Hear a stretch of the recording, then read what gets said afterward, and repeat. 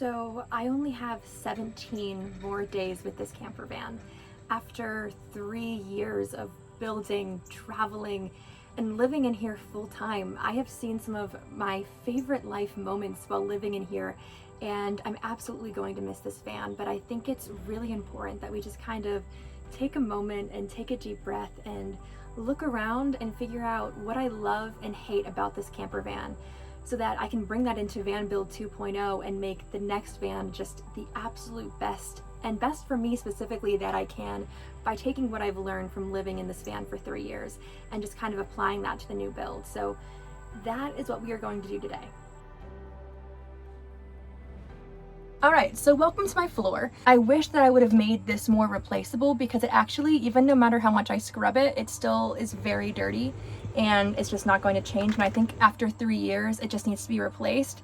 And I wish I had like cut out along the edges so that I could just like piece this piece up, the piece that I walk on all the time. I also think, if you can tell, the other problem is that all of this gets super dirty. And I don't think I use like a shiny enough paint. There's a word for this.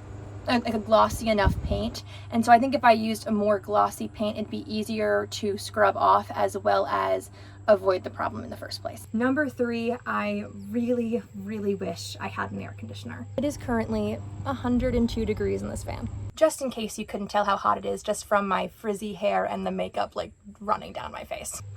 It's hard right now. Like, it is so difficult to live in this heat. Like, the van is just, you can't get anything done, and when you're trying to work full time in your van, you just end up dragging and you feel like guilty about it, but really it's just the heat. Like, it's hard to get your body to want to do things in this kind of heat. So I think the AC is absolutely worth the investment. Another reason I think I avoided the air conditioner was because of the Stealth.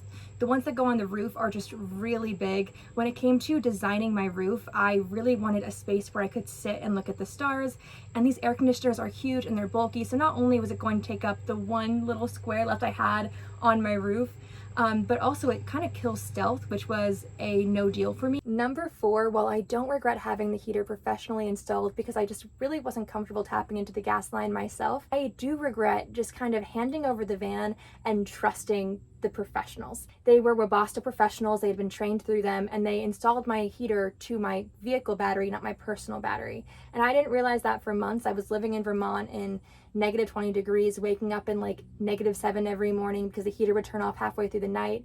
And because I didn't pay enough attention to what the professionals were doing, and I didn't do my own research, because honestly I was just burnt out on the van build at that point. I wanted to just kind of hand something off and someone else do some of the work. I just didn't pay enough attention. So anything that I hand over to a professional for my next van build, I will be researching on my own as well. I wish I had a fridge freezer combo instead of just a fridge, because in the winter it was totally fine. You don't want to be eating cold food anyway when you're already freezing. But in the summer, every day I want a strawberry frappuccino, and having a freezer would make that possible. While I love the van being red, I think it adds a lot of personality. I think it takes away from stealth. And so with my next van, I really want a gold ProMaster, but I think I'm going to go for white just for stealth purposes, because I do love camping in the city. I really love the open bookshelf vibe, but I think especially on that side, it just ends up looking messy. And I think I might do closed doors next time, and I might, oh my gosh, please don't like curse me for this or block me out of the book club, but I think I might start reading Kindle. Bruh. I know, that was absolutely repulsive. I wish I had used a dimmer switch for these lights, because they're always either just too bright or not enough. I also wish I had used a higher quality countertop solution. This one, after years, has just like become part of the wood and is worn down. I got some acetone when removing some nail polish on it, and it just kind of took off a little section of it. And so I think either laying epoxy over it or getting something more than $10 from Amazon would be a better solution, though this is stunning and beautiful and matches the van perfectly. I also really wish I had made a bug screen for the skylight. What happens at night is if there's any light on in the van and the skylight's open, bugs just come right in following the light, and so I really can't have it open for that extra air source, so I definitely will be making a bug screen in the future. This next one really isn't a big deal, but you can kind of see the insulation through the vent back here, and in the next van build, I really just want to take time to fix those kind of cosmetic things that can really make a difference in the build. For the next van, I also really want to have a pair of shoes that is dedicated just for wearing in the van. During the winter especially, the floor is the coldest part, and so when you're walking around, it can just freeze your toes off basically. And so you have to be wearing shoes, but if you're wearing your shoes from outside the vehicle, you're tracing around dirt. And so I just really want a pair of shoes that is meant just for walking around the vehicle. The reason I don't have one yet is because I kind of know which pair I want and they're sold out, but we're gonna have to get around that for the next van. A major thing I'm going to change in the next van build is that I opted for this. I'm going to show you. Please don't judge me. I opted for these little bins. Instead of making drawers and paying for expensive drawer slides, I just thought I'll go to Hobby Lobby and buy these cheap little containers, pull them out. It's basically a drawer, right?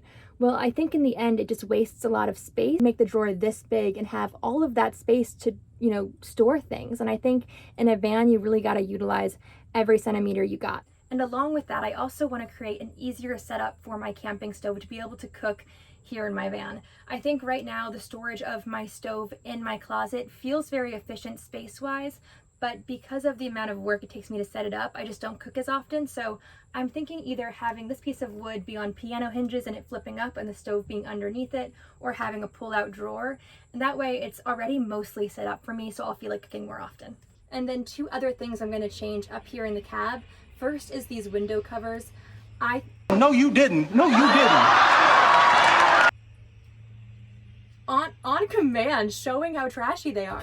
I really thought the only way to go was DIY window covers because of the price of professional window covers, but these are trash. And like this isn't even, I didn't even make this front one. I actually bought it from Amazon. I bought it to trace it and then I was going to return it, and then I just was like, nah, not worth the work. So I just kept it because it was like 30 bucks. And so it's made to fit it, and it just falls. There's this giant gap here. So if I was out somewhere and I had the lights on, you can see through that gap. So I actually end up putting a blanket in between these two sometimes to hide that gap. Suction cups melt off in heat. Velcro melts off in heat. So there's just a lot of problems with DIY ones. I think my next van build, we're going for professional window covers, but I'm not sure if I would go that route if I wasn't going to get them sponsored, to be honest. I'd probably just try to make them better because the price of professional window covers just blows my mind. The other thing I'm going to change about the cab for my next van build is adding a partition door right here. One, for safety. If anyone breaks into the van, I have time to react. I can hear them breaking in through the front. I can add an extra lock. So even if someone breaks in when I'm not in here, you can just add more security for my items in the back. If I'm driving and I get in an accident and things fly up, I'm not going to get hit in the head and, you know, die from that. That is a very common cause of injury in RVs. So this just kind of covers so many different safety issues for me, having that partition door. It blocks out light better. I think it'll be better for stealth reasons. People can't just like look through and see curtains and think, you know, what's going on in there. So a partition door, I think, is an absolute must for my next van. Right. And now we are down to the final thing that I hate about my van and I will be changing in my next van build. Honestly, right now it's a little out of control, so please don't judge me, but here we go. Welcome to my garage. I couldn't even tell you half of what's in here, let alone how to get to it, which is exactly why the next van build is going to have very intentional and purposeful organizational systems in the garage area. All right, and that is everything that I think sucks about my current camper van conversion and the lessons that I'll be taking with me into Van Build 2.0, which, by the way, is actually coming together a lot faster than I thought. I may be about to secure my new van, which is super exciting, but we'll talk more about that in our next video. So thank you so much for watching, and I hope that if you're starting van life, this video was helpful for you.